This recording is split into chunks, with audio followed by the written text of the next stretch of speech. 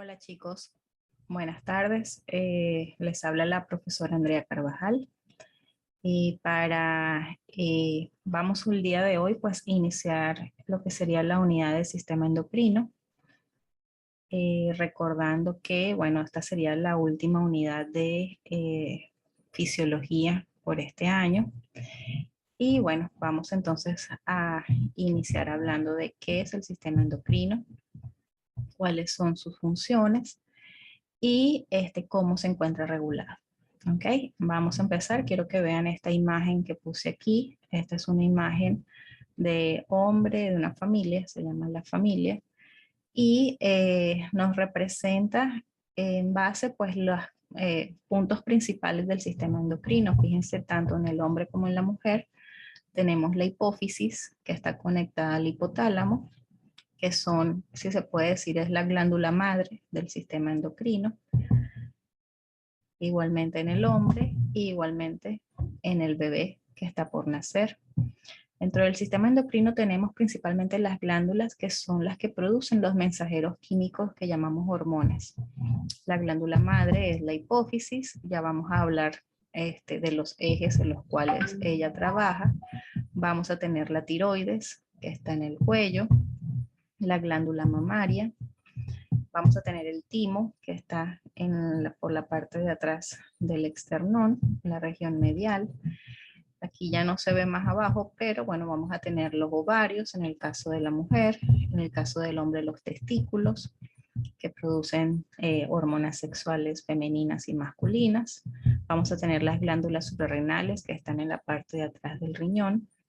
Y actualmente se sabe que, bueno, hay algunos órganos que anteriormente no eran catalogados como endocrinos, pero que en la actualidad y en los últimos años, pues se han ido catalogando como endocrinos, como es el tejido adiposo y el músculo.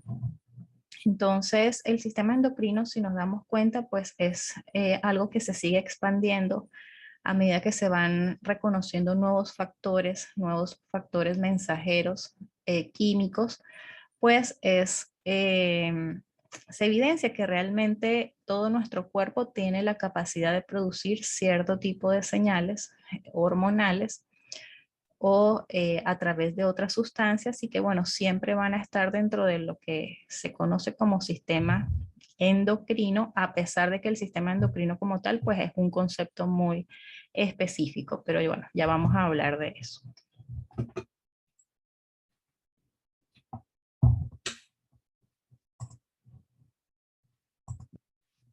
Entonces, en el tema de hoy vamos a hablar de a qué se le llama hormona, cuáles son los tipos de hormona, cómo es la secreción y control de estas hormonas, cuáles son los mecanismos de acción de las hormonas y cómo actúan los receptores. Parte de esta clase ya ustedes la han visto o han visto parte de esta sobre todo lo que es la parte de receptores, segundos mensajeros, pues ya lo han visto en bioquímica, pero bueno, vamos a dar un pequeño repaso en esta parte. Tenemos los componentes básicos. Los componentes básicos del sistema endocrino es una glándula que es un órgano que tiene la capacidad de producir sustancias químicas. En este caso, la sustancia química que va a generar o va a ser mensajera va a ser llamada hormona. Esa glándula secreta esa hormona en la sangre y esa hormona viaja a través de la sangre para llevar o llegar hasta un órgano diana. Obviamente este órgano diana pues va a depender de la hormona específicamente. Entonces, este es el concepto básico de sistema endocrino, en donde cuando se habla de endocrino quiere decir que es un mensajero que se produce y que lleva un mensaje a través del torrente sanguíneo. Sin embargo, este concepto de sistema endocrino ha sido ampliado a través de los años, ya que se han dado cuenta, o sea, nos hemos dado cuenta que estos mensajeros químicos no solamente pueden hacer efecto a larga distancia, es decir, secretarse al torrente sanguíneo y hacer efecto en una célula blanco que está lejana. Ese es el concepto convencional. Sin embargo, ya sabemos que estas hormonas o estos mensajeros químicos pueden hacer efecto de forma paracrina, pueden tener efecto incluso autocrino, es decir, hacer efecto sobre la misma célula que la produce, ejercer efecto sobre una célula contigua. Entonces, este concepto pues ha sido o se ha ido ampliando un poco por esta razón. También tenemos que, ya sabemos que no solamente son las glándulas per se las que pueden producir este tipo de sustancias, tenemos otras células que son capaces de producir sustancias endocrinas, en este caso hormonas, como es el caso de las neuronas, que producen neurotransmisores, y como es el caso, por ejemplo, del tejido adiposo, que produce adipoquinas, el tejido muscular, que produce mioquinas.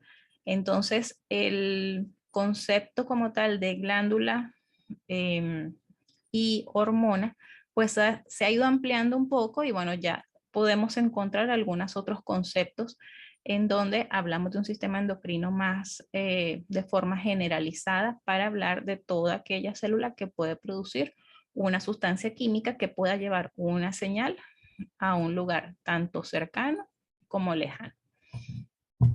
Entonces, es un mensajero químico, la hormona, es decir, es una molécula capaz de generar una acción específica sobre la célula a la cual es sensible y son producidas por glándulas o células especializadas. Los tipos de hormonas. Por lo mismo que habíamos hablado antes teníamos solamente las hormonas endocrinas. Ahorita sabemos que también podemos hablar como hormonas sobre los neurotransmisores. Tenemos hormonas neuroendocrinas, es decir, son secretadas por las neuronas y hacen efecto en alguna glándula endocrina, como es el hecho de la relación entre el hipotálamo y la hipófisis, que vamos a ver más adelante.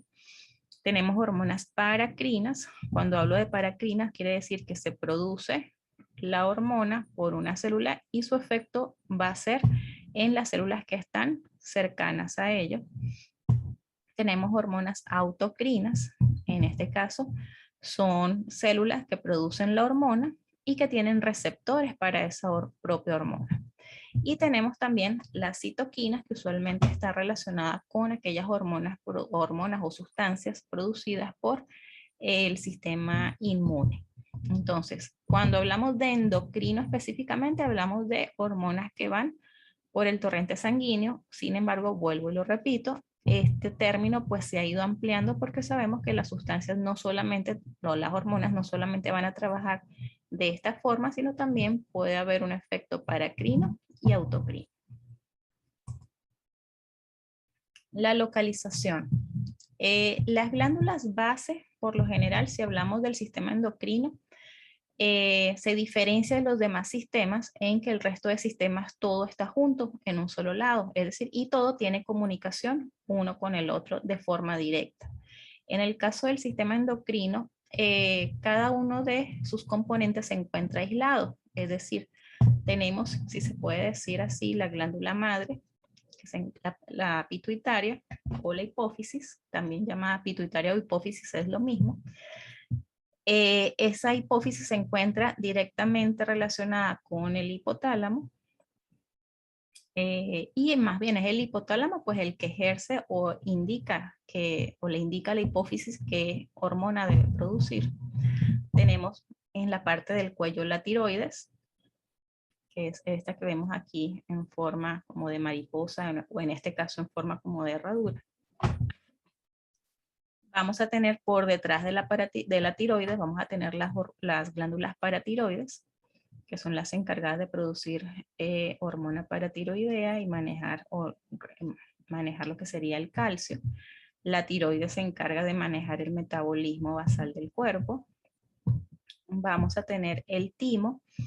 El timo, realmente su función endocrina es muy pequeña.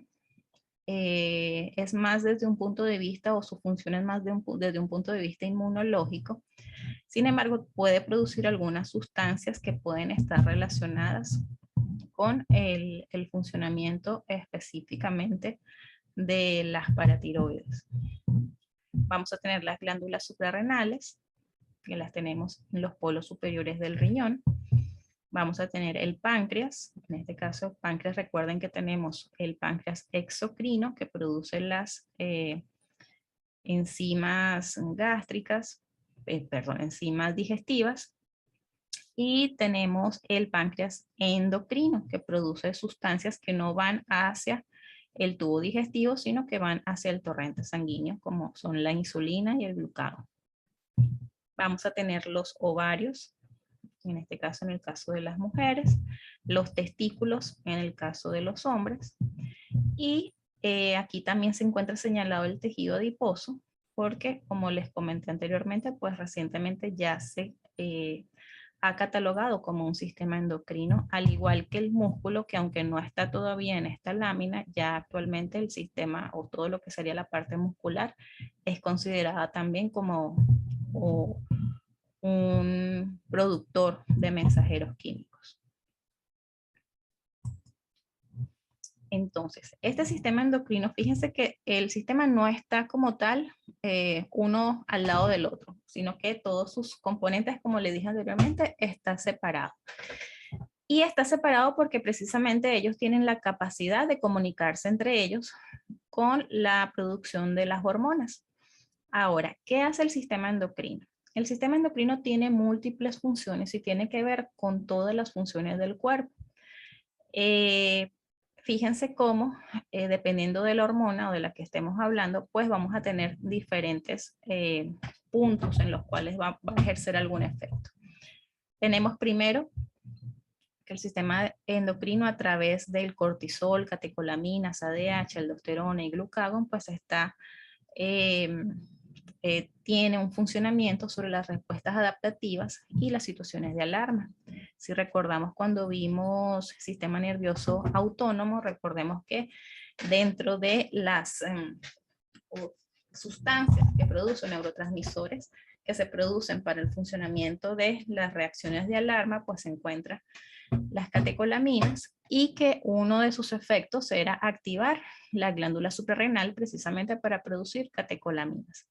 En esa glándula suprarrenal también se produce el cortisol, la aldosterona, el glucagón se produce en el páncreas y el ADH en la hipófisis posterior, pero todas estas hormonas pues están relacionadas con esa respuesta a las situaciones de alarma.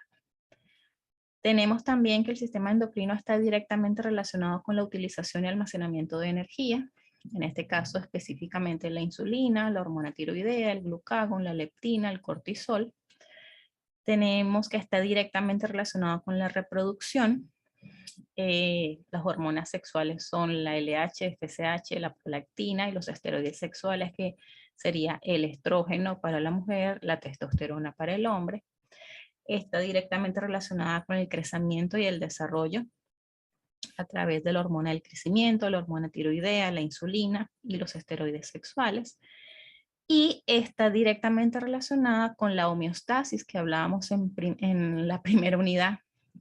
¿Por qué? Porque el sistema endocrino se encarga de mantener la constancia del medio interno, los niveles de calcio, de sodio, de potasio, los niveles de líquido, de agua, a través de la ADH, aldosterona, PTH, calcitonina y péptido natriurético auricular. Entonces, básicamente, el sistema endocrino, pues obviamente está involucrado en muchas funciones y puede alterar muchas de las funciones del organismo. Fíjense, solamente hablando de esta parte última de la constancia del medio interno, si no tenemos unos buenos niveles o unos niveles constantes de potasio, de sodio, de calcio, ya sabemos las alteraciones que pueden generar tanto desde el punto de vista cardiovascular, por ejemplo, un aumento de potasio o una disminución del potasio o del calcio. Entonces, como les comenté anteriormente, pues estamos hablando de que el sistema endocrino puede ejercer algún efecto en cualquier punto del resto de los sistemas. Ahora, empezando a hablar como tal de las hormonas. Las hormonas las podemos clasificar, o básicamente se clasifican por estructura química. Vamos a tener las hormonas de estructura química proteica, las amínicas y las de origen lipídico. Entonces, dentro de las hormonas proteicas, pues tenemos las proteínas y polipéptidos. Es la estructura predominante de la mayoría de las hormonas. Tienen un tamaño usualmente de 3 a 200 aminoácidos. Siempre se van a producir en una forma de pre-prohormona. Dentro de la célula pasan a prohormona y cuando son liberadas hacia el torrente sanguíneo o fuera de la célula, ya pasan a su forma activa, que sería la forma de hormona. La exocitosis de estas hormonas siempre es activada usualmente por un aumento de calcio intracelular o por acción del AMP cíclico. Las hormonas proteicas son hidrosolubles, lo cual permite que se transporten más fácil en el sistema circulatorio sin tener una restricción específica. Entonces aquí tenemos una imagen perdón, de lo que sería la síntesis, empaquetamiento y liberación de las hormonas peptídicas. Ya ustedes lo han visto en bioquímica, como es la síntesis, donde el ARN mensajero se unen los aminoácidos, forman una cadena peptídica que se llama preprohormona. Esa preprohormona se almacena y posteriormente esa preprohormona puede ser escindida para formar la prohormona y finalmente cuando esta hormona, prohormona es secretada, pues termina de dividirse hasta formar el péptido activo, que sería la hormona como tal, y usualmente puede tener también algunos péptidos inactivos. Esto es importante tomarlo en cuenta porque existen algunas hormonas que tienen una vida media muy corta y que pueden ser difíciles de medir en sangre. Pero en estos casos, pues cuando tenemos algún péptido inactivo que se haya secretado de forma equimolar con la cantidad de hormona, usualmente estos péptidos inactivos tienen mayor vida media y algunas veces pueden ser útiles para medir la cantidad de secreción de una hormona específica. Por ejemplo, podemos hablar en este caso de la insulina. La insulina cuando se secreta y se produce la hormona llamada insulina y el péptido inactivo que se llama péptido C. En algunos casos donde el paciente se le está planteando un insulinoma, como a veces es difícil medir realmente la cantidad de insulina específicamente que se secreta, se va a esto, se mide el péptido C, que me daría una idea aproximada de la cantidad de secreción de insulina que se genera por el páncreas. Entonces, esto que parece algo tonto, pues puede ser algo importante a nivel de clínica para poder establecer la cantidad de secreción de cada una de las hormonas, si son proteicas, obviamente. Otra de las estructuras químicas más comunes es las hormonas esteroideas. Las hormonas esteroideas se sintetizan a partir de colesterol.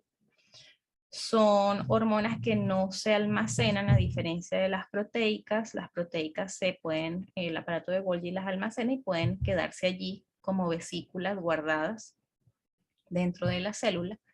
En este caso, las esteroideas no es así. Ellas se producen y se secretan, no se almacenan. Y son liposolubles. Al ser liposolubles, les da la capacidad de poder atravesar las membranas plasmáticas mucho más fácil. Usualmente tienen receptores intracelulares o intranucleares, pero al ser liposolubles, pues tienen la necesidad de usar un transportador cuando entran a torrentes sanguíneos. ¿Por qué? Porque al ser liposolubles, pues no pueden mezclarse en el plasma. Entonces necesitan siempre alguna proteína que transporte a la hormona de un punto al otro. Vienen de base o su base básicamente es el colesterol. Entonces, esta es una de las funciones, en este caso del colesterol, ser el sustrato para la producción de hormonas esteroideas. Las hormonas esteroideas por excelencia son las producidas en la corteza suprarrenal, como son la aldosterona y el cortisol, y las producidas en el ovario, como sería el estradiol, o si hablamos del hombre en los testículos, sería la testosterona.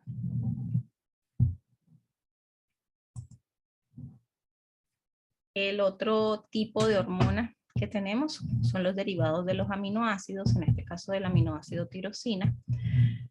Se sintetizan en la glándula tiroidea y en la médula suprarrenal. La tirosina es un aminoácido, o es el aminoácido madre para estos dos tipos de hormonas. Vamos a tener las catecolaminas que se producen en la médula suprarrenal, que sería la dopamina, la noradrenalina y la adrenalina. Y tenemos las hormonas tiroideas, que sería la tiroxina, que su nombre completo es tetrayodotironina, que es la T4, y la triyodotironina, que sería la T3, que son las hormonas tiroideas básicas.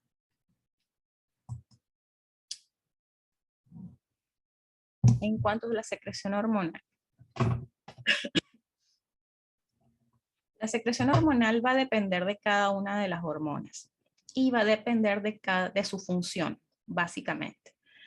Esta secreción usualmente no es continua, es decir, nosotros no estamos secretando hormona al mismo nivel todo el tiempo, sino que estas secreciones tienden a ser cíclicas y que usualmente estas hormonas hacen estas secreciones también en base al ritmo circadiano o dependiendo de la etapa de crecimiento.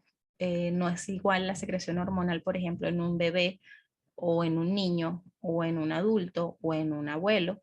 Entonces, cada secreción hormonal pues va a depender de muchas cosas. Nosotros vamos a ir hablando a medida que veamos cada uno de los sistemas, cómo sería el patrón de secreción normal de cada una de las hormonas. Las hormonas o las concentraciones plasmáticas de las hormonas son necesarias para controlar todas las funciones metabólicas.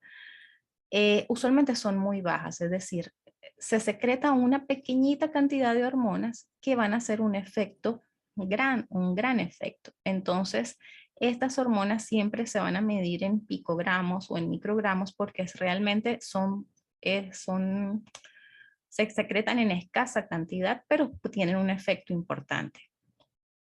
Y su secreción es rítmica, no es constante.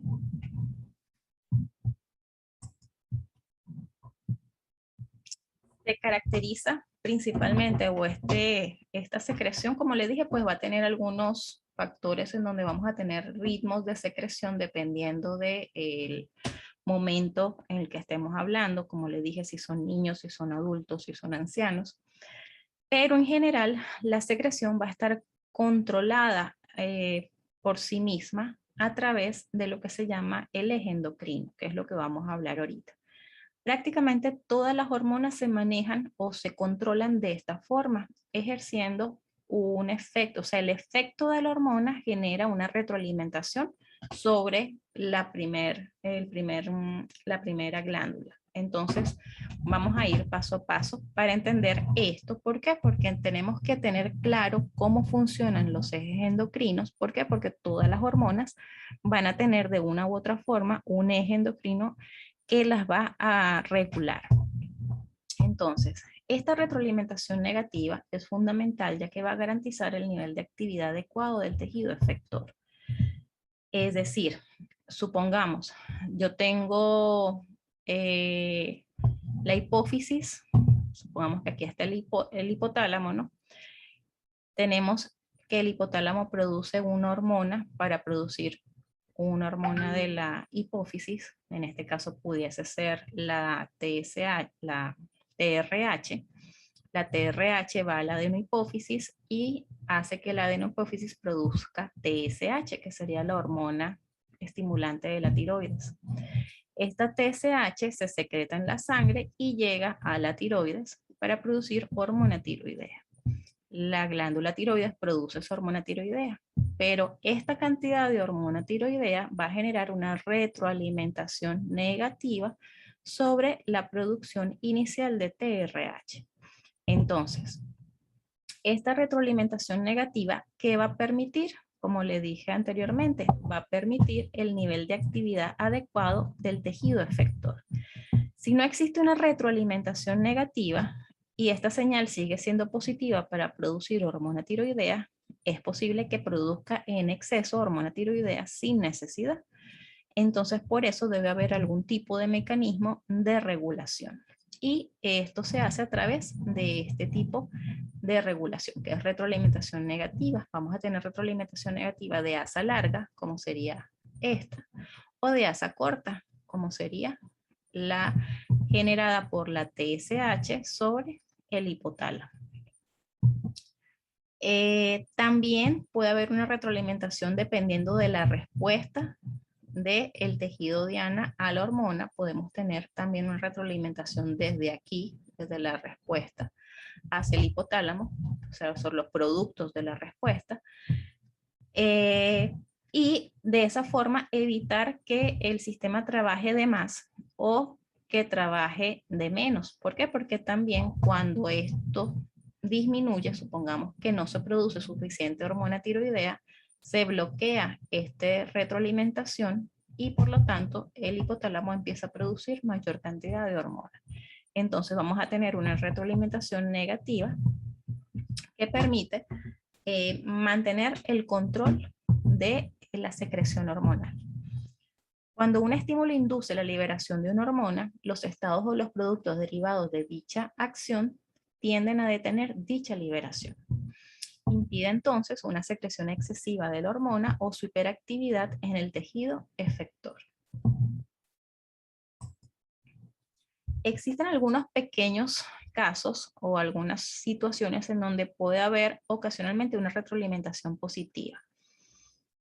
Pero no es muy común. Usualmente los ejes se manejan principalmente con retroalimentación negativa. La retroalimentación positiva sucede cuando la acción biológica genera mayor secreción de la misma. Se pone el ejemplo de la LH porque durante el ciclo menstrual femenino, justamente en el punto de ovulación o cercano a la ovulación, un aumento de la secreción de LH favorece un aumento de la secreción de LH favorece la secreción de estrógenos y este aumento de secreción de estrógenos favorece aún más la secreción de LH. Entonces son puntos específicos en donde puede haber una retroalimentación positiva, pero no son muy comunes. Vamos a tener también, como les comenté, algunas variaciones cíclicas. La secreción de hormonas está sometida a variaciones periódicas que dependen del cambio de estación. En los países en donde hay estaciones es un poco más evidente este tipo de cosas. Etapas del crecimiento, ciclos diurnos o del sueño. Y de eso vamos a hablar cuando estemos hablando de cada una de las hormonas. Ahora, el transporte. Como les dije anteriormente, pues el transporte de hormonas, si es una hormona hidrofílica, pues puede liberarse directamente hacia el torrente sanguíneo y viajar en la sangre sin necesidad de un transportador, como sucede con la mayoría de las hormonas proteicas. En el caso de las hormonas amínicas y las lipídicas, estas hormonas necesitan de un transportador específico, usualmente una proteína y albúmina, que van a captar esta hormona y son las encargadas de llevarlos hacia los diferentes puntos donde tengan que hacer su efecto. El mecanismo de acción de las hormonas. Luego de que ya las hormonas viajaron por el torrente sanguíneo y llegaron a su tejido diana, ese tejido diana se caracteriza porque va a tener unos receptores específicos para esa hormona. Se va a ligar a ese receptor y ese receptor usualmente va a desencadenar una respuesta intracelular que puede ser, dependiendo del receptor, como ya hablamos cuando hablamos de receptores en excitabilidad, pueden ser receptores acoplados a proteína G, pueden ser receptores ionotrópicos, pero en general pues van a generar una respuesta celular que está derivada de la unión de la hormona al receptor. tenemos las hormonas que son hidrofílicas, usualmente las proteicas, las hormonas proteicas tienen su receptor en la membrana celular, y también vamos a tener las hormonas lipofílicas, que en este caso pueden atravesar la membrana celular y van a tener sus receptores dentro de la célula, o sea, son receptores intracelulares, que igualmente al unirse el receptor y hormona, pues van a generar un efecto, en este caso usualmente directamente sobre el núcleo, para generar la reproducción, en este caso algunos cambios en la producción de algunas proteínas. Su acción comienza con la unión a un receptor específico de la célula efectora, de la cual se genera una señal en la célula para activar una función específica. Los receptores. Ahora, los receptores de las hormonas, como les dije anteriormente, son específicos a cada hormona. Existen diferentes tipos de receptores. Son proteínas usualmente de gran tamaño, usualmente son obviamente de esqueleto proteico. Se localizan en la superficie de la membrana celular, pueden localizarse también en el citoplasma o pueden localizarse directamente en el núcleo. Por supuesto, los que se localizan en citoplasma y núcleo usualmente son para las hormonas que son lipofílicas. La expresión de receptores va a estar regulado, y esa es otra de las formas de regulación del sistema endocrino. Una de las formas es la que hablamos anteriormente, que era la retroalimentación negativa. Y la otra forma de regulación de los ejes endocrinos es la regulación a la baja o a la alza de los receptores. Por ejemplo, aquí tenemos una hormona que se unió a un receptor, y en algunos casos específicos esa unión del receptor a esa hormona puede generar la expresión de mayor cantidad de receptores para esa hormona.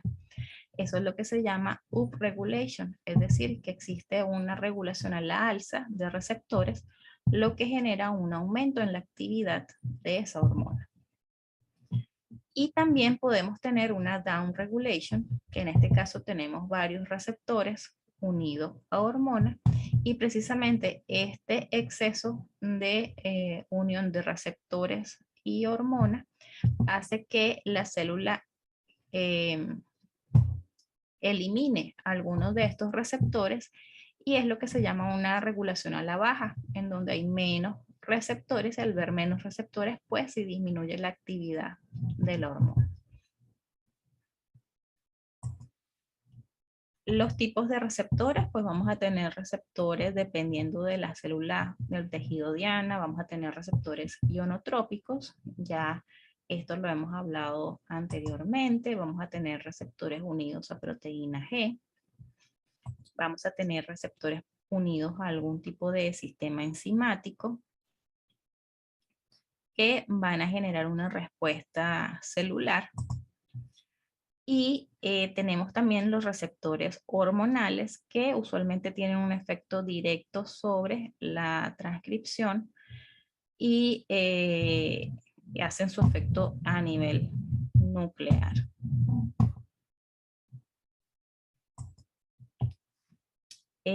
Luego de que se une el receptor y la hormona, pues vamos a tener un segundo mensajero.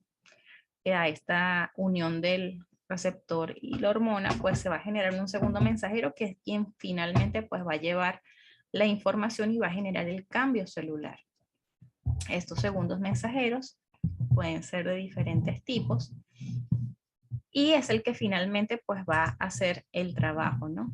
Entre los segundos mensajeros vamos a tener el AMP cíclico, el calcio-calmodulina, vamos a tener los productos de degradación de los fosfolípidos en la membrana.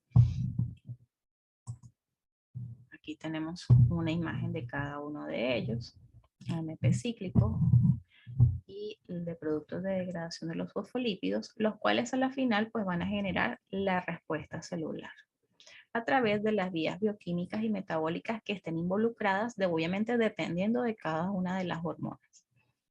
Como ustedes ya me imagino que vieron en bioquímica, no es el mismo efecto que pueda tener el glucagón, por ejemplo, al efecto que pueda tener la insulina a nivel intracelular. Entonces, ¿por qué? Porque cada una de ellas va a activar vías metabólicas diferentes